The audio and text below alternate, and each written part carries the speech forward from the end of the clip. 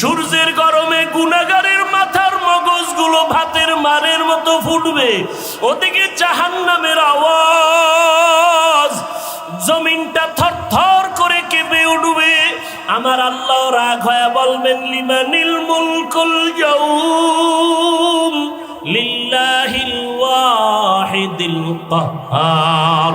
আল্লাহ রাগ হয়ে যাবেন, মানুষগুলো পাগলের মতো হবে।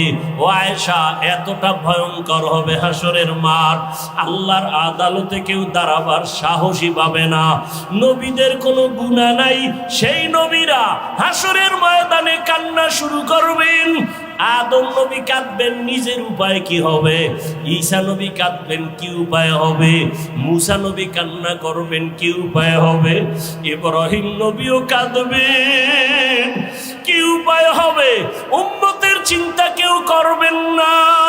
রহমতের নবী বলতেছেন, আম্মাজান বলেন, নবী যেই ময়দানে হাসরে নবীরা কাঁদবেন, আপনি রহমতের নবী তখন কি করবেন?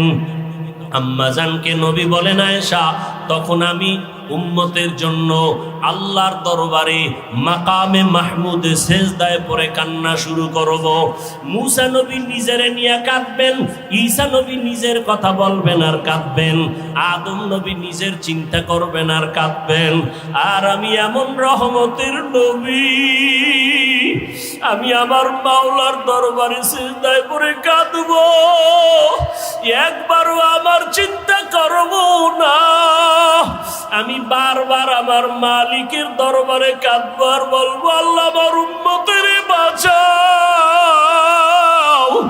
আমার উম্মতের বাঁচাও, আমার উম্মতের বাঁচাও।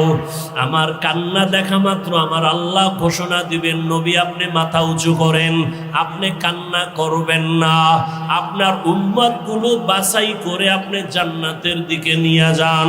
আল্লাহ অর্ডার দেওয়া মাত্র আমি আমার উম্মতগুলো ধরে ধরে জান্নাতের পথের দিকে নিব। আম্মাজান আয়েশা রাদিয়াল্লাহু আনহা বলেন, ইয়া রাসূলুল্লাহ, হাসরের মাঠে কোটি কোটি মানুষ, মুসা নবীর উম্মত, ঈসা নবীর উম্মত, আদম নবীর উম্মত, ইব্রাহিম নবীর উম্মত, আপনার উম্মতকে চিনবেন কি করিয়া? রহমতের নবী বলেন, ও আয়েশা, কিয়ামতের ময়দানে আমার উম্মত যারা দুনিয়াতে 5 বেলার নামাজ ওযু বানাইয়া আদায় করেছে, কিয়ামতের ময়দানে ওযুর জায়গাগুলো নূরের আলোতে ঝলমল করতে থাকবে। আমি আমার উম্মতগুলো দেখা দেখা দইরা দইরা নিয়া হাউজে কাউসারের কিনারায় দাঁড় করাইয়া আমি নবী নিজের হাতে আমার উম্মতের এক এক পেয়ালা করে হাউজে কাউসারের পানি দিব। আমার উম্মত পানি পান করবে, এক এক পেয়ালা দিয়া এক এক উম্মতকে বিদায় করব। এক পর্যায়ে হঠাৎ লাইনে আমার উম্মত অনেক দাঁড়ানো থাকবে, মাঝখানে পর্দা পড়ে যাবে। আমি বলবো, ফেরেশতারা, আমার উম্মতের লাইনে এখনো বাকি, পর্দা ফালাইয়া দিলা কেন? তখন ফেরেশতারা বলবে, ইয়া রাসূলুল্লাহ, এরা আপনার আসল উম্মত না, এরা দুনিয়াতে আপনি চলিয়া যাওয়ার পরে আপনার সুন্নতের জবাই করেছে, ওলামায়ে কেরামের বয়ান শুনে নাই, দাড়ি রাখার বয়ান শুনিয়াও রাখে নাই, নামাজ পড়ে নাই, পর্দা করে নাই, হালাল ব্যবসা করে নাই, জুলুম করিয়া গুনাহ করিয়া জীবন নষ্ট করে ফেলেছে। আল্লাহর নবী বলেন, আয়েশা, তখন আমি আমার ওই 2 নাম্বার গুনাহগার উম্মতদের ধমক দিয়া আমি বলবো, সহকান সহকা লিমান গায়্যারা মিন বাদি, আমার সুন্নতের যারা জবাই করছো, আমার দাঁত ভাঙ্গা দিন যারা হেফাজতের চেষ্টা করো নাই, নামাজ পড়ো নাই, তোমরা আমার উম্মত না। সাথে সাথে গাইবি আওয়াজ আসতে থাকবে, এদেরকে জাহান্নামের শিকল লাগাইয়া ধর। وسيق الذين كفروا إلى جهنم زمرا حتى إذا جاءوها ফুতিহাত আবওয়াবুহা ওয়াকাল। জাহান্নামের আগুন কত ভয়ঙ্কর, সূর্যের গরম সহ্য করতে পারো না রে বাবা, একটা বেতের বাড়ি সহ্য করা যায় না। কিয়ামতের ময়দানে সূর্য মাথার উপরে যখন আসবে, কেমন করে সহ্য করবারে যুবক? পায়ে হাত রেখে বলি এখনো তওবা করে নাও। জীবনে তো দাড়ি কম কাটো নাই, বেপরদায় কম চলো নাই, জীবনে তো গুনাহ কম করো নাই, আর কত মরণের ভয় কি অন্তরে আসে না? এখনো যদি তওবার নিয়ত থাকে তওবা করো, মনে মনে আমার আল্লাহকে ডাকো, হে মালিক। এই ময়দানে মনে হয় আমার মতো গুনাহগার আর কেউ নাই। আমার মা বাবা কেউ জানে না আমি কত বড় গুনাহগার, আমার স্ত্রী জানে না আমি বড় অপরাধী, আমার সন্তান জানে না আমি কত বড় অন্যায়কারী। ও আল্লাহ, তুমি জানো আমার হাতের দ্বারা কত গুনাহ করেছি। ও আল্লাহ, তুমি জানো আমার চোখের দ্বারা কত গুনাহ করেছি। ও আল্লাহ, তুমি জানো আমি জবানের দ্বারা কত গুনাহ করেছি। ও আল্লাহ, তুমি তো জানো অন্ধকারে বসিয়া বাতি বন্ধ করিয়া কত গুনাহ করেছি। মনে হয় জানো গুনার কারণে আমার হাত না পাক, আমার চোখ না পাক, আমার জিহ্বা না পাক, আমার অন্তর না পাক। ও আল্লাহ, জানি না কোন দিন আজরাইল হাজির হইয়া যায়, কোন দিন জানি আমার সন্তান থুইয়া কবরে যায়। আরে আজরাইল আসলে আমার সন্তানেরা আব্বু আব্বু বলিয়া ডাকবে, আমার জবানে আর আওয়াজ হবে না। আমার মা বলবে, আমার সন্তান আর আওয়াজ দেওয়া যাবে না। আজকে বলি আমার বাড়ি, আমার গাড়ি, আমার টাকা, আমার কিছুই তো আমার না। সাদা কাপড়ে প্যাকেট বানাইয়া ওই বাগানে রাখিয়া সবাই চলিয়া যাবে। আজকে আমার ডাইনে বামে সামনে পেছনে কত ভক্ত, কত বন্ধু। মরণটা যখন হবে কেউ নাই, কেউ নাই, কেউ নাই। অন্ধকার আর অন্ধকার আর অন্ধকার। ও আল্লাহ, তুমি ছাড়া আমার কেউ থাকবে না, তোমাকে না নিয়ে আর কবরে যাব না। ও আল্লাহ, শয়তানের ধোকায় পড়ে বহু অন্যায় করেছি, আজকে তওবা করে নিলাম, আর গুনাহ করব না, নামাজ ছাড়ব না, বেপরদায় চলব না, দাড়ি কাটবো না, মা বাবার সাথে বেয়াদবি করব না, ওলামায়ে কেরামের দোয়া নিয়া নবীজির আদর্শ মতো চলবো, শিক্ষকের দোয়া নিয়ে চলবো, মুরব্বীদের দোয়া নিয়ে চলবো। চলো চলো মুমিন চলো নবীর সন্ধানে, নবী বিনে কে তারাবে পুসিরাত মিজানে, নবী বিনে কে তারাবে পুসিরাত মিজানে। এরে নবীর আশিক, রহমতের নবী আমার, শুধু উম্মতের জন্য জীবনকে বিলায় দিয়েছেন। তাইফের জমিনে রাসূলের উপরে এত আক্রমণ, বৃষ্টির মতো পাথর মেরে রাসূলকে রক্তাক্ত করে ফেলেছে তাইফের কাফেরের সন্তানেরা। আল্লাহ বরদাস্ত করতে পারেন নাই, বলে জিবরাইল যাও, রাসূলের শরীর মুবারকে মশা মাছি পড়া হারাম, ওই শরীরে পাথরের আঘাত, রক্ত পড়ে জুতা আটকায় গিয়েছে, যাও এখনই তায়েফের জমিন উল্টায় সব ধ্বংস করে দাও।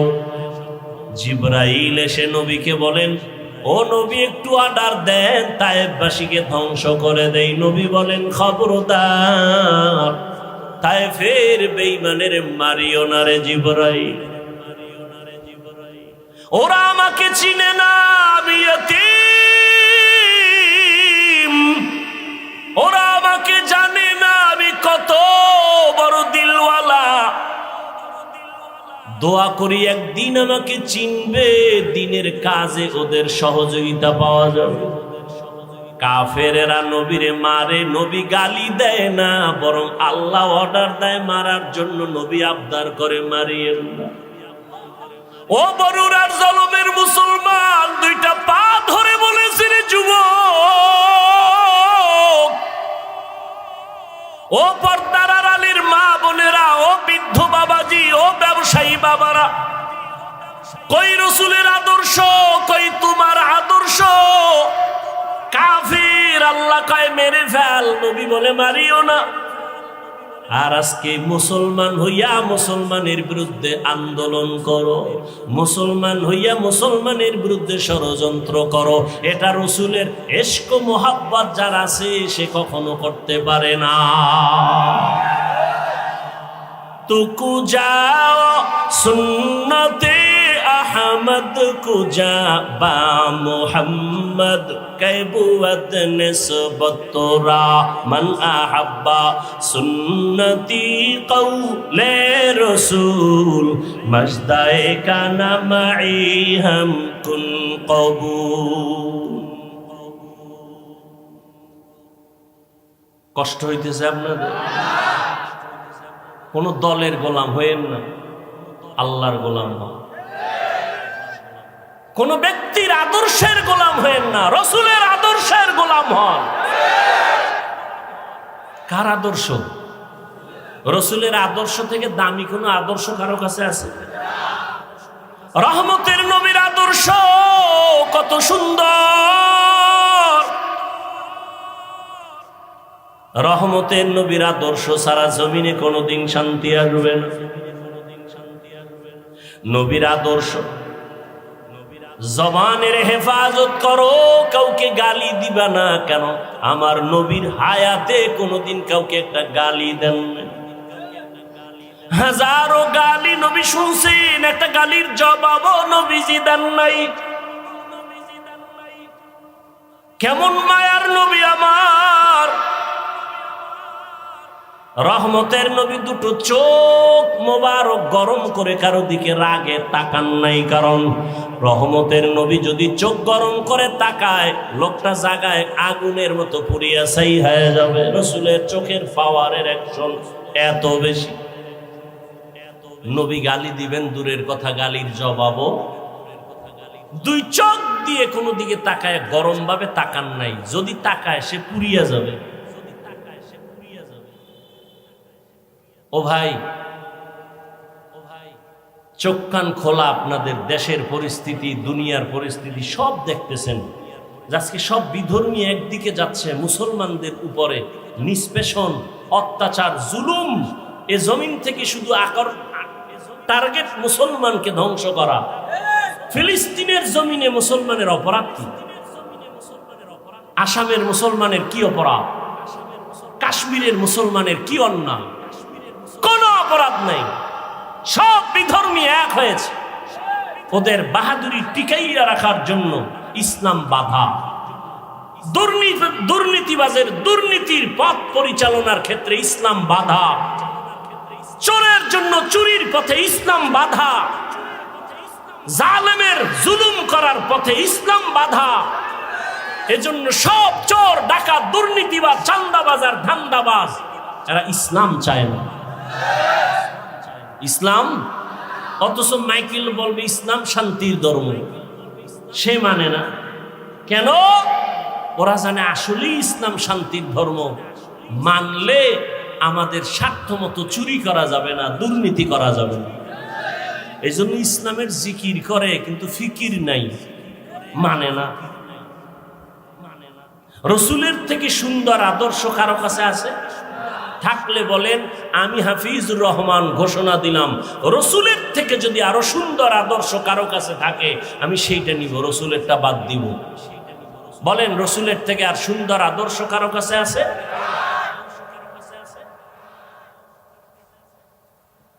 আল্লাহ হেদায়াত দান করুন। পৃথিবীতে একজন রাষ্ট্র পরিচালনাকারী রাজনীতিবিদ নেতা, আপনারা অনেকেই তার নাম জানেন, বাদশাহ হারুন রশিদ। জানেননি তার নাম? তিনি একদিকে রাষ্ট্র পরিচালনা করেন, রাজনীতিবিদ নেতা, অন্যদিকে আল্লাহ পাকের প্রিয় এক বুজুর্গ, আল্লাহর ওলি, গোলাম। মুসলমানের ইতিহাস তো এমনই। বাদশাহ হারুন রশিদের ইতিহাস, মামুনুর রশিদের ইতিহাস, মোগলদের ইতিহাস, এরা একদিকে দেশ চালান, অপর দিকে রাতের বেলা তাহাজ্জুদে আল্লাহর কাছে সেজদায় পড়ে কাঁদেন। এই জন্য তারা শান্তি কি জিনিস দেখায় গেছেন এ জাতিকে। আমরা পারি না কেন? আমাদের মুখের কথায় আর কাজে মিল নাই। স্লোগান দেই কেউ খাবে কেউ খাবে না, স্লোগান পর্যন্তই থাকে, কাজের বেলায় নিজে খায়া মরি, অন্যের খানার খোঁজ নিব না। আর স্লোগান দিব বৈষম্য চলবে না। বৈষম্য বিরোধী আন্দোলন করার সুযোগ পাইয়া আম্মা জানেরা রাস্তায় নামছে যে নারী পুরুষ এক বানায় দাও, কোনো বৈষম্য রাখা যাবে না। কোন জায়গাটা কোন জায়গায় গিয়ে লাগাই দিছে, বুদ্ধির অভাব। আবার কিছু চালাক এরা এদের সাথে তাল মিলায় বলে ইসলাম নারীর অধিকার দেয়নি, অথচ হাজার কোটিবার আল্লাহর জাতের কসম ইসলাম ছাড়া এ নারীর ইজ্জত সম্মান আর কেউ দেয়নি। সবাই করেছে নারীদের উপরে জুলুম, ইসলাম করেছে নারীর উপরে ইনসাফ। বাদশাহ হারুন রশিদ বড় বুজুর্গ, দেশ পরিচালনা করেন। তিনি একদিন তার রাজপ্রাসাদে দেশের বড় বড় আলেমদের দাওয়াত দিলেন, দুপুর বেলার খানার দাওয়াত। বয়ান শুনলে ডিস্টার্ব করা যাবে না, না হয় আমি মোনাজাত দিয়ে চলে যাব। হেদায়েতের মালিককে, কোন ব্যক্তির হাতে হেদায়াত নাই, বাকি ডিস্টার্ব করবেন না। ওলামায়ে কেরামদের রাজপ্রাসাদে ডাক দিলেন, খানা দানা সুন্দর ভিআইপি আপ্যায়ন করাইয়া বাদশাহ হারুন রশিদ বললেন, মেহমানদারি যথার্থ হয়েছে তো? বলে আলহামদুলিল্লাহ। বলে এবার আসেন আমার কনফারেন্স রুমে। ওখানে নিয়ে বসালেন দেশের সব উল্লেখযোগ্য উলামায়ে কেরাম। বাদশাহ হারুন রশিদ সিংহাসনে বসে বললেন, আমি যে আপনাদের ডাকছি আমার মনের একটা কঠিন প্রশ্নের জবাব নেওয়ার জন্য। বলে তাই? বলে হ্যাঁ। বলেন কি প্রশ্ন? বাদশাহ হারুন রশিদ বললেন, আপনারা আমাকে চিনেন? বলে হ্যাঁ চিনি। আমি শুধু দেশ চালাই এতটুকুই না, আমি দ্বীনের পথে আমল করার জন্য চূড়ান্ত চেষ্টা চালাই। অতএব আমি নেক আমল করি, যথাসাধ্য আমি গুনাহ থেকে বেঁচে থাকার চেষ্টা করি। আমি আপনাদের থেকে জানতে চাই, আমি বাদশাহ হারুন রশিদ জাহান্নামী নাকি জান্নাতি? ওলামাদের মজলিসে প্রশ্নটা ছেড়ে দিলেন। একজন একজন করে সবাই এক আওয়াজ দিলেন যে আপনি জান্নাতি না জাহান্নামী এটা বলার কোনো পাওয়ার, কোনো সুযোগ আমাদের? হ্যাঁ, এতটুকু বলা যাবে, আপনি যদি ভালো আমল করেন তো আপনি জান্নাতের পথে আছেন, জান্নাতি বলা যাবে। আপনি যদি অপরাধমূলক অন্যায় কাজে জড়িত থাকেন আপনাকে বলা যেতে পারে আপনি জাহান্নামের পথে আছেন, জাহান্নামী বলা যাবে না। বাদশাহ হারুন রশিদ মজাক করলেন, আমাকে যদি আপনারা একটা সাইড করে দিতেই না পারেন তো আপনাদের খাওয়াইয়া লাভ হইল? এত বড় মেহমানদারি করাইলাম, কি লাভ হলো? নিরাশ হয়ে গেলেন বাদশাহ হারুন রশিদ। ঠিক আছে আপনারা যান, দেখি জবাব কোনোদিন পাই কিনা। ওলামায়ে কেরাম সঠিক কথা বললেও মনের মধ্যে একটু দুঃখ, বাদশার মনকে খুশি করতে পারলাম না। নিরাশ হয়ে উলামায়ে কেরামও যাবেন। ঠিক এমন সময় ওই মজলিসের পেছনে একটা 9 বছরের বালক দাঁড়ায় গেল। দাঁড়ায় বললেন, বেয়াদবি ক্ষমা চাই, বাদশাহ জাহাপনা আপনি যদি হুকুম দেন জবাবটা আমি দিব। কয় তাদের মতো না আলাদা? বলে আলাদা দিব। ঠিক আছে দাও, আমাকে কাছে নেন। 9 বছরের বালককে বাদশাহ রাস্তা করে কাছে আনলেন। 9 বছরের বালক বাদশাকে বললেন, প্রশ্নের জবাবটা কি আপনি দিবেন না আমি? বলে, তুমি দিবা। তাহলে বলুন তো, প্রশ্ন করনেওয়ালা সে একটু উঁচু মর্যাদার, না যে উত্তর দেয় তার মর্যাদা একটু বেশি? বাদশাহ হারুন রশিদ বলে, যে উত্তর দিবে ক্ষণিকের জন্য তার মর্যাদা কি? 9 বছরের বালক বলে, বেয়াদবি ক্ষমা করে আমাকে সিংহাসনে বসায় দেন, উত্তর দেওয়ার পরে নামায় দিয়েন, আপাতত উত্তর দেওয়া পর্যন্ত আপনি নিচে বসেন। এখন বাদশা তো উত্তর জানতে হবে, বড় আগে আবেগওয়ালা উত্তর, আমি জান্নাতেই না জাহান্নামে। এখন বাদশা যেহেতু জবাব চায়, আর সব আলেমরা তাকায় আছে এই ছোট বাচ্চা কি বলবো। ওই যে শুরুতে বলছিলাম, বান্দা চাইলে কিছুই, আল্লাহ চাইলে। বাচ্চা হারুন রশিদ চাইছিল আলেমরা জবাব দিবে, কিন্তু আল্লাহ চাইছে বাচ্চারে দিয়া জবাব দেও, রেডিও। বাদশা কয়, ঠিক আছে, এই প্রহরীরা আমাকে নিচে বিছানা দাও, বাচ্চাকে সিংহাসনে বসাও। 9 বছরের বালকের সিংহাসনে বসায় দিল, বাদশা হারুন রশিদ নিচে বসল। 9 বছরের বালক হারুন রশিদের সিংহাসনে বসিয়া জবাব দেওয়ার আগে বলে, এলেমের মর্যাদা তো এমনই হয়। কিসের মর্যাদা?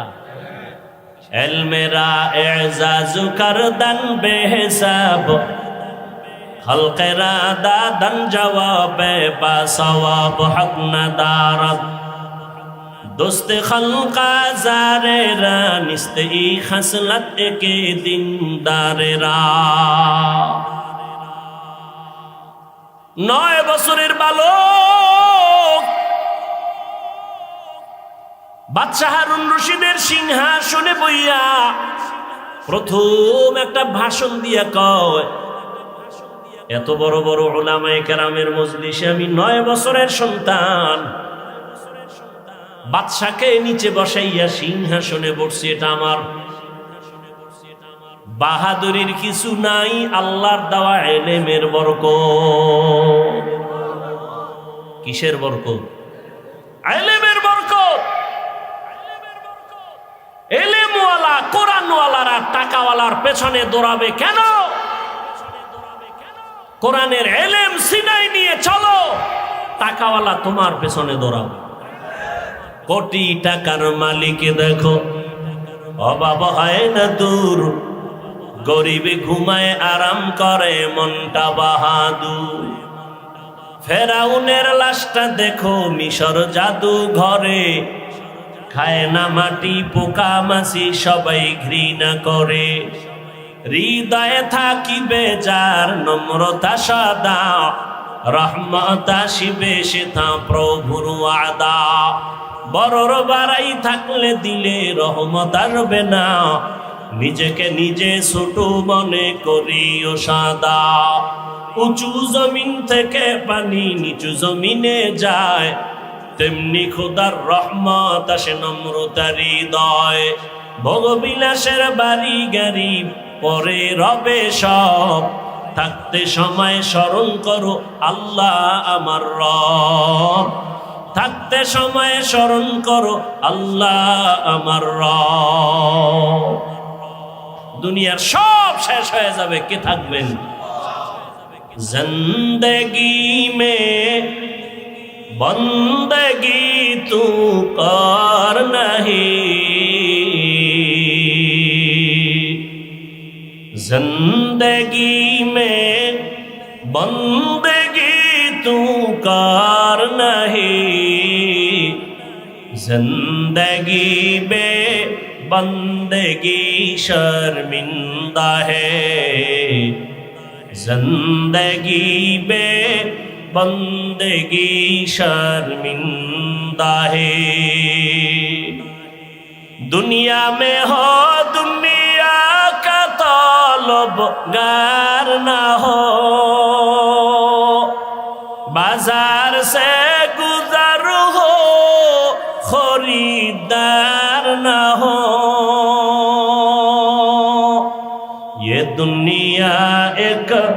मिसले कागज फूल है, ये दुनिया एक मिसले कागज फूल है। जिंदगी में बंदगी तू खार नहीं, जिंदगी में बंदगी शर्मिंदा है, जिंदगी में बंदगी शर्मिंदा है। जिंदगी में बंदगी कुन बंदगी, बंदगी में जिंदगी शर्मिंदगी। আল্লাহ তাআলা বলেন ওয়াম্মা মান খাফা মাকাম রাব্বিহি ওয়া নাহান নাফসা আনিল হাওয়া ফাইন্নাল জান্নাতা হিয়াল মাওয়া। হাসরের দিন আল্লাহর আদালতের সামনে দাঁড়াইয়া হিসাব দেওয়ার ভয় অন্তরে জমা করে দুনিয়ায় বসে যারা গুনাহ থেকে নিজেকে বাঁচায় রাখবে, আল্লাহ বলেন আমি ওয়াদা করলাম তাকে দিয়ে দিব। আতিনা ফি দারে দুনিয়া না হাসান, আতিনা ফি দারে উকবা না হাসান, ইয়া গিয়াসাল মুস্তাগীসিন ইহদিনা লিফতিখারা বিল উলুমে ওয়াল গিনা। কার ভয়? আল্লাহর ভয়।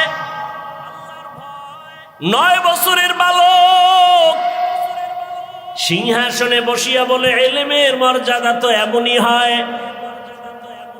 ওলামায়ে কেরাম তাকায় আছে, আমরা জবাব দিতে পারলাম না, 9 বছরের বালক কি জবাব দিবে?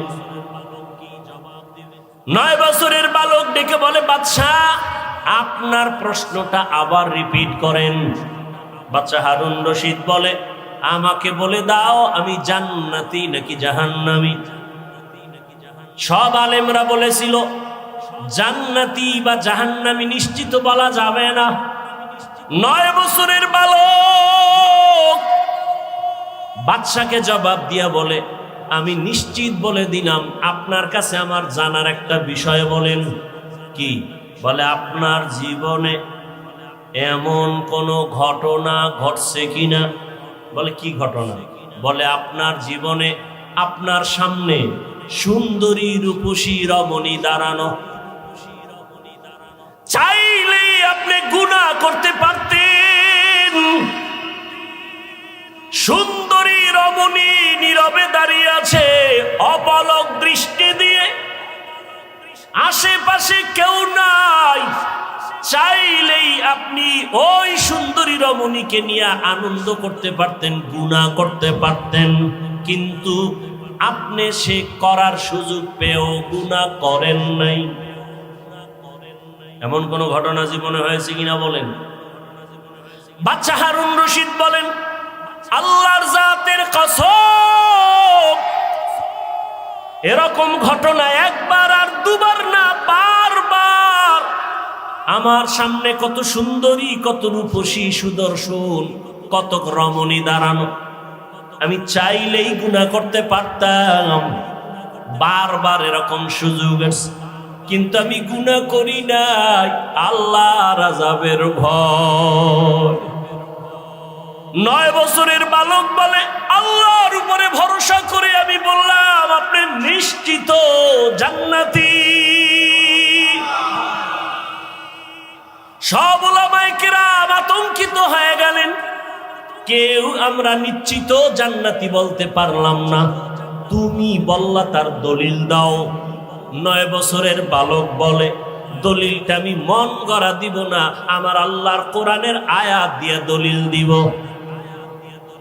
দাও দলিল। বাচ্চা বলে দলিল নাও। ওয়া আম্মা মান খাফা মাকাম রাব্বিহি ওয়া নাহান নাফসা আনিল হাওয়া ফাইন্নাল জান্নাতা হিয়াল মাওয়া। হর কে দারত খৌফে হকদার দিল মাদাম জান্নাতুল মাওয়া দেহাদ উরা মাকাম জুজবা হকচি জে মাখাজ ইনসোজা ফজলে উআ মাস্তে দর জুমলা জাহা। 9 বছরের বালক ডেকে বলে, বাদশাহ জাহাপনা, আল্লাহর কোরআন দলিল, আল্লাহ ওয়াদা করেছেন দুনিয়ার জমিনে থাকিয়া গুনাহ করার সুযোগ পাইয়াও যারা আল্লাহর আদালতে দাঁড়াইয়া হিসাব দেওয়ার ভয়ে বান্দা গুনাহ করবে না, আল্লাহ ওয়াদা করেছেন আমি তাকে নিশ্চিত বিনা হিসাবে জান্নাত দিয়ে দিব। আল্লাহর কোরআনের আয়াত দিয়ে আমি দলিল দিলাম। বাদশাহ হারুন রশিদ জান্নাতের মেহমান। ও জলমের মুসলমান, ও যুবক, আল্লাহর ভয় অন্তরে জমা করো। দুনিয়াটা কিছুই না রে বাবা। আমি যে এতক্ষণ চিল্লাইয়া বয়ান করতেছি একবারও কিন্তু বলি নাই ও জলমের মুসলমান আমার মতো টুপিওয়ালা হও, দাড়িওয়ালা হও, মাদ্রাসায় যাও, স্কুলে তালা লাগায় দাও, একবারও বলি নাই। বরং আমি বলি ও জলমের মুসলমান যুবক বাবারা, বৃদ্ধ বাবাজি, পর্দার আড়ালের মা বোনেরা, আমি আপনাদের শুধু একটা কথা বলবো। আপনি যে লাইনে থাকেন, ব্যবসা করেন, চাকরি করেন, স্কুল কলেজে লেখাপড়া করেন, আমি আপনাদের কাছে একটা আবদার করব, রসুলের আদর্শের মালা গলায় পরেন। স্কুলে পড়েন আলহামদুলিল্লাহ, কলেজে লেখাপড়া করেন কোনো বাধা নাই, চাকরি করেন বাধা নাই, ব্যবসা করেন বাধা নাই। ও আল্লাহর বান্দা, অনুরোধ করে বলবো সফল জীবনটা তৈরি করেন। আদর্শ একটা মানুষ হইয়া কবরে যান। আদর্শ মানুষ হওয়ার জন্য 22 হাতের পাগড়ি লাগানো লাগবে না, মাদ্রাসায় পড়ে মাওলানা হওয়া লাগবে না, মাদ্রাসায় আলেম ওলামার অভাব নাই, আমার দেশে মাদ্রাসায় ছাত্রের অভাব নাই, মুফতি মুহাদ্দিসের অভাব নাই, ইমামের অভাব নাই। আমার দেশে অভাব আদর্শবান ডাক্তার নাই, আদর্শবান ইঞ্জিনিয়ার নাই, আদর্শবান প্রফেসর নাই। অতএব যুবক বাবারা, স্কুল কলেজে পড়ে আদর্শবান ডাক্তার হও, আদর্শবান ইঞ্জিনিয়ার হও, আদর্শবান এসপি হও, আদর্শবান ওসি হও। আমার দেশের প্রত্যেকটা ডিসিএসপি যদি, ওসি যদি আদর্শবান হয়, মদিনাওয়ালার আদর্শওয়ালা নামাজি হয়, এই জমিনে কোরআনের বয়ান করতে গেলে কোনো অনুমতি নেওয়া লাগবে না। ডাক্তার আছে তাসলিমা নাসরিনের মতো হলে কি হবে? ওই ডাক্তারে জাতি চায় না। প্রফেসর আছে, তবে আহমদ শরীফের মতো প্রফেসর হয়ে লাভ নাই। ইঞ্জিনিয়ার হও, ডাক্তার হও, তবে আদর্শবান হইও। ও যুবক, আল্লাহ বিবেক দিছে, বিবেকটা দিয়ে একটু হিসাব মিলায়া দেখো। তোমার মতো যুবক স্কুল কলেজে পড়ে, লেখাপড়া করে, চাকরি করে, 5 ওয়াক্ত নামাজ পড়ে আছে না নাই? দাড়িওয়ালা আছে না নাই? র্যাব, আর্মি, পুলিশ, বিডিআরের চাকরি করে, নামাজ ছাড়ে না। জলমের মুসলমানের কাছে আমার আবদার, আমি যে এতক্ষণ বয়ান করতেছি একবারও কিন্তু বলি নাই তাবলিগে যাও, একবারও কিন্তু বলি নাই চরমনাই যাও, একবারও বলি নাই উজানির ময়দানে যাও, একবারও বলি নাই তুমি 22 হাত পাগড়ি লাগাও, একবারও বলি নাই তুমি কওমি মাদ্রাসায় যাও, একবারও বলি নাই তুমি স্কুল কলেজ ছেড়ে দাও, একবারও বলি নাই তুমি চিল্লা লাগাও, একবারও বলি নাই তুমি নানুপুর পীরের দরবারে যাও। বাবা, আমি কেন বলি নাই? আমি শুধু এতটুকুই বলবো, তুমি পীরের দরবারে যাও বা না যাও তোমার ইচ্ছা, তুমি তাবলীগ করো না করো তোমার ইচ্ছা। তবে আমি অনুরোধ এতটুকু করব, স্কুল কলেজে পড়িয়াও যেন জান্নাতের পথ পাইয়া যাও, স্কুল কলেজে পড়িয়া চাকরি করিয়াও যেন জান্নাতের পথ পাও। চাকরির কাছে থাইকা, কলেজে থাইকা লেখাপড়া কইরা কি জান্নাতের পথ পাওয়া যাবেনি? বলো, যাবে। অতএব আমি সেই পথটাই দিতে চাই। বাবা, তোমার মতো কত যুবক জলমের বাজারে ব্যবসা করে, আজান হলে দোকান বন্ধ করে দৌড়ায় মসজিদে চলে যায়। এমন ব্যবসায়ী কি জলম এলাকায় নাই? নিজের মনটারে বুঝাইও, আমি কিন্তু হুজুর হইতে বলি নাই, বরং আমি বললাম তোমার মতো জেনারেল লাইনের যুবক যদি ব্যবসা করে নামাজ পড়ে, বলো তোমার পায়ে হাত রাইখা বলি, বলো তুমি কেন নামাজ পড়তে পারো না? তোমার মতো বাংলা লাইনের মানুষটা ময়দানে কৃষিকাজ করিয়াও যদি নামাজ পড়ে, বলো বাবা তুমি কেন নামাজ পড়তে পারবা না? আমার রসুলের আদর্শ নামাজ, আমার নবী অসুস্থ হইয়াও নামাজ ছাড়েন না।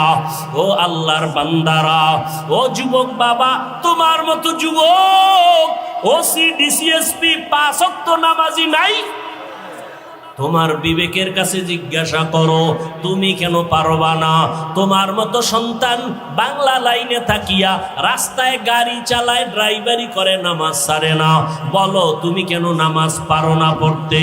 ও আল্লাহর বান্দারা, এখনো সময় আছে, তওবার দরজা খোলা। মনের চাহিদা মিটাইয়া, মনের শখ মিটাইয়া, নফসের ধোকায় পড়িয়া গুনাহ করতে করতে তো জীবনের শেষ প্রান্তে চলে আসছো। বাঁচার কিন্তু কোনো হায়াত নাই, গ্যারান্টি নাই। বড়রা আগে মরবে, ছোটরা পরে মরবো, তাও বলা যাবে না। জুয়ানেরা পরে মরবে, বুড়ারা আগে মরে যাবে, তাও বলা যাবে না। মা বাবা আগে মরে যাবে, সন্তানেরা পরে মরবে, তাও বলা যাবে না।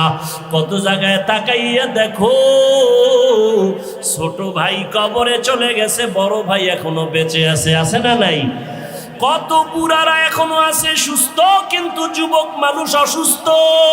ও যুবক, তাকাইয়া দেখো, গাড়ির নিচে তোমার আমার মতো কত যুবকের লাশ, পানির নিচে কত লাশ, ঘুমের বিছানায় কত লাশ, মহামারী করোনায় কত লাশ, ডেঙ্গুর ভিতরে কত যুবকের লাশ, ঘুমের বিছানায় মরণের যুবকের লাশ। কয়দিন আর বাঁচবারে বাবা? মনের শখ মিটাইয়া গুনাহ তো কম করো নাই। মনে চাইছে নামাজ পড়বা না, কতবার নামাজ ছাড়লা। মনে চাইছে দাড়ি রাখবা না, রাখো নাই। মনে চাইছে পার্কে পার্কে ঘুরবা, অনেক জীবন কাটাইলা ঘুরে ঘুরে। মনের জাল মিটাইয়া গুনাহ তো কম করলা না। আরে আমার মাওলার কথা কি তোমার মনে পড়ে না? রহমতের নবীর কথা কি তোমার অন্তরে আসে না? ওলামায়ে কেরামের বয়ান কি তোমার অন্তরে ধাক্কা লাগায় না? ও যুবক, সাহাবায়ে কেরাম নবীর হাতে কালেমা পড়িয়া জান্নাতের টিকিট পাইয়া মৃত্যু পর্যন্ত শুধু কান্নার আওয়াজ। আল্লাহর আদালতে কেমনে দাঁড়াইয়া জবাব দিব? আবু বকরের কান্না, ওমরের কান্না, ওসমানের কান্না, জীবনটা কান্নায় কাটায় দিলেন। আর তোমার আমার তো কোনো আমলের খবরই নাই, চোখেও পানি নাই রে যুবক। কয়দিন আর জীবনের বাহাদুরি করবা, যৌবনের বাহাদুরি করবা? এখনো সময় আছে, তওবা করে নাও। ডাক্তার হও, তবে আদর্শবান ডাক্তার হইও। ইঞ্জিনিয়ার হলে আদর্শবান ইঞ্জিনিয়ার হইও। বলবা হাফিজ ভাই, আদর্শবান ডাক্তার হওয়ার জন্য কি করতে হবে? ভালো করে মনে রাখবা, 3টা জায়গায় বেয়াদবি করা যাবে না। যদি করো তো জীবনে ডাক্তার হতে পারবা, আদর্শবান হতে পারবা না। ইঞ্জিনিয়ার হতে পারবা, আদর্শবান হতে পারবা না। 1 নাম্বার জায়গা, মা বাবার সাথে বেয়াদবি করা যাবে না। দ্বিতীয়, মুরব্বী ওলামায়ে কেরামের সাথে বেয়াদবি করা যাবে না। আর একটা হলো তোমার শিক্ষকের সাথে বেয়াদবি করা যাবে না। এই 3 জায়গায় যদি বেয়াদবি করো, আল্লাহর কসম আদর্শবান হতে পারবা না, সম্মান জীবনে আসবে না, বরং মরণের আগে তোমার পতন শুরু হয়ে যাবে। মা বাবার সাথে যদি বেয়াদবি করো, মরার আগেই তোর বিছানায় পড়ে পঙ্গু হয়ে যাবি। যদি শিক্ষকের সাথে বেয়াদবি করো, আর শিক্ষক যদি কষ্ট পায়, একটা নিঃশ্বাস ফেলে দেয়, মরার আগে জীবন ধ্বংস হয়ে যাবে। মুরব্বী ওলামায়ে কেরামের অন্তরে যদি কষ্ট দিয়া চলো, জীবনটা মরণের আগে ব্যাহত হয়ে যাবে। এই জন্য 3 জায়গায় বেয়াদবি করা যাবে না।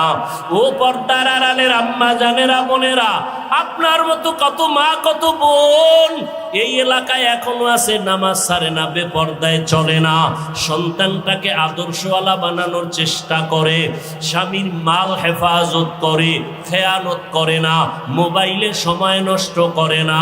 ও আম্মা জানেরা, আপনাদের এই সন্তানদের যত বয়ান করলাম, এই বয়ানগুলো কাজে লাগানোর জন্য আপনাদের মেহনত আর দোয়া লাগবে। কারণ আপনাদের দোয়া ছাড়া সন্তানের জীবনে সফলতা আসবে না। মা বাবার চোখের পানি আর দোয়া সন্তানের সফলতার চাবি। মা বাবার চোখের পানি আর দোয়া না থাকলে আমি এই চেয়ারে বসতে পারতাম না। মা বাবার চোখের পানি দোয়া না থাকলে তুমিও লেখাপড়ায় ভালো নাম্বার পাইতা না, চাকরি করতে পারতা না, তোমার বাড়ি গাড়িও হতো না, সম্মানের চেয়ারও পাইতা না। ওই মা বাবার দোয়া নাও। ও পর্দার আড়ালের আম্মা জানেরা, আপনার মতো কত মা কত বোন পর্দা করে, স্বামীর মাল হেফাজত করে, নামাজ পড়ে, আপনারা কেন পারবেন না? আপনাদের এত সম্মান আল্লাহ দান করেছেন। আপনারা নবীদের মায়ের মতো দামি মা, সাহাবায়ে কেরামদের মায়ের মতো দামি মা, খাদিজা রাদিয়াল্লাহু আনহার মতো দামি নারী। আপনারা তো আয়েশা রাদিয়াল্লাহু আনহার মতো দামি নারী। আপনারা তো ফাতেমা রাদিয়াল্লাহু আনহার মতো দামি নারী। আপনারা তো ইসমাইল নবীর মা হাজেরা আলাইহা সালামের মতো দামি নারী। আপনারা তো ঈসা নবীর মা মারিয়াম আলাইহা সালামের মতো দামি নারী। এই দুনিয়াতে আল্লাহর এক বড় দুশমন ছিল ফেরাউন। জানেননি তার স্ত্রীর নাম কি? আসিয়া। এত বড় বেঈমান ফেরাউনের স্ত্রী আসিয়া কি আল্লাহকে এতটা আপন করে নিলেন। ফেরাউন এত বড় বেঈমান, অথচ তার ঘরে থেকে আসিয়া আল্লাহকে মোহাব্বতের বন্ধনে নিয়া এমন দামি হয়ে গেলেন। রহমতের নবী বলেন, কিয়ামতের ময়দানে জান্নাতে আসিয়ার সাথে আমি মুহাম্মদের সাথে বিবাহ হয়ে যাবে। ও পর্দার আড়ালের আম্মা জান, এখনো সময় আছে, তওবা করে নেন। দুনিয়াটা কিছুই না। ওই সন্তানটাকে আদর্শওয়ালা মানুষ বানায় যান। ডাক্তার হবে আদর্শওয়ালা, কোরআন পড়নেওয়ালা, নামাজি যখন হবে, ডাক্তারি করবে, নামাজ ছাড়বে না, মা বাবার জন্য দোয়া করতে ভুলবে না। ও পর্দার আড়ালের আম্মা জানেরা, এখনো সময় আছে, তওবা করেন। ও বৃদ্ধ বাবাজিরা, সময় আছে, তওবা করে নেন। আপনার মতো কত বুড়ারা মসজিদে গিয়া নামাজ আদায় করে, আপনারা কেন পারবেন না? জীবনে যত নামাজ ছাড়িয়ে দিলেন, বেপর্দায় চললেন, আমার আল্লাহ এখনো তওবার দরজা দিয়া ডাকতেছেন। ও আল্লাহর বান্দারা, আজকে আল্লাহর দেওয়া নিয়ামত, পানি, বাতাস, সূর্যের আলো, চাঁদের আলো, সব আল্লাহর দেওয়া নিয়ামত খাইয়া আল্লাহর সাথে নাফরমানি করেন। শাস্তিটা বড় কঠিন, কিন্তু চিন্তা করছেননি যেই শাস্তির ভয়ে রহমতের নবীও কান্না করতেছেন রুমের মধ্যে বসিয়া। আম্মা জান আয়েশা রাদিয়াল্লাহু আনহা রহমতের নবীর কান্না দেখে বলেন, ইয়া রাসূলুল্লাহ, আপনি আমার রুমে বসে কান্না করেন কেন? আমি আয়েশার কোনো বেয়াদবির কারণে নাকি? নবী বলেন, না আয়েশা, তোমার কোনো বেয়াদবি না। নবী বলেন, তো আম্মাজান বলেন, কাদার কারণ কি? রহমতের নবী বলেন, ও আয়েশা, আমার উম্মতের নিয়ে চিন্তা করি, হাসরের ময়দানে আমার উম্মতের উপায় কি হবে? কিয়ামতের ময়দান বড় ভয়ঙ্কর হবে। আম্মাজান বলেন, নবী কেমন ভয়ঙ্কর? ও জলমের মুসলমান বাবারা, পর্দার আড়ালের মা বোনেরা, রহমতের নবী বলেন, ও আয়েশা, হাসরের ময়দানে মানুষগুলো সব উলঙ্গ দাঁড়াবে, নারীরাও উলঙ্গ, পুরুষেরাও উলঙ্গ দাঁড়াবে, সূর্যটা মাথার উপরে চলে আসবে, মা বাবার দোয়া নিয়ে চলবো। ও আল্লাহর বান্দারা, জানি নাই ময়দানে কারা ইয়াতীম। কোন বান্দা এখানে আসো বাবা নাই, কে জানি আসো মাও নাই। ওরে যার বাবা নাই তার দোয়ার দরওয়াজা একটা বন্ধ, যার মা নাই তার দোয়ার দরওয়াজা দুটোটাই বন্ধ। ওই মা বাবার জন্য দোয়া করো, চোখের পানি ছাড়ো, কান্না যদি না আসে, কান্নাওয়ালার কাছে গিয়া দোয়া চাও, কান্নাওয়ালার দোয়া খালি ফেরত যাবে না। ও আমার যুবক বাবারা, মায়েরে কত কষ্ট দিয়েছো। আজকে কত মানুষ মোনাজাতে কান্না করে, তোমার চোখে কেন পানি নাই? গুনার কারণে বুঝি আল্লাহ বেজার হয়ে গেল। তাড়াতাড়ি বাসায় যাইয়া মায়ের থেকে ক্ষমা নাও। মা যদি বাঁচিয়া থাকে, ঘরে গিয়া বলবা, মা জীবনে কত বেয়াদবি করেছি, আজকে বোধহয় তুমি আমার উপরে রাগ করে আসো, এ কারণে ময়দানে চোখে পানি আসলো না। মা আমি তওবা করে আসছি, আর বেয়াদবি করব না। তুমি আমাকে মাথায় হাত দিয়া দোয়া করে দাও। যদি মাকে বলতে পারো, দেখবা মায়ের চোখে পানি চলে আসবে। মা ডাক দিয়া বলবে, আরশে আজিমের মালিক, আমার কলিজার সন্তানটাকে তুমি মাফ করে দাও। আমি মা দোয়া করি, ওকে কবুল করে নাও। মায়ের দোয়া, বাবার দোয়া ছাড়া কোনোদিন সফলতা আসবে না। যার বাবা নাই সে জানে বাবা কত বড় মাথার উপরে ছায়া ছিল। যার মা নাই তাকে জিজ্ঞেস করো, মা কত বড় রত্ন।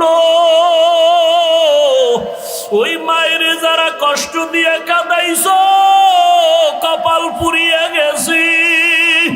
ওই বাবার সাথে যারা বেয়াদবি করেছো, কপাল বুঝি পুড়িয়ে গেছে। এখনো সময় আছে, তওবা করে নাও। মনে মনে আল্লাহরে বলো, আল্লাহ আর গুনাহ করব না, বেয়াদবি করব না, নামাজ ছাড়ব না, দাড়ি কাটবো না, বেপরদায় চলবো না। মা বাবার দোয়া নিয়া, শিক্ষকের দোয়া নিয়া, ওলামায়ে কেরামের দোয়া নিয়ে নবীর আদর্শ মেনে চলবো। আল্লাহ সবাইকে তওবাওয়ালা জীবন দান করেন।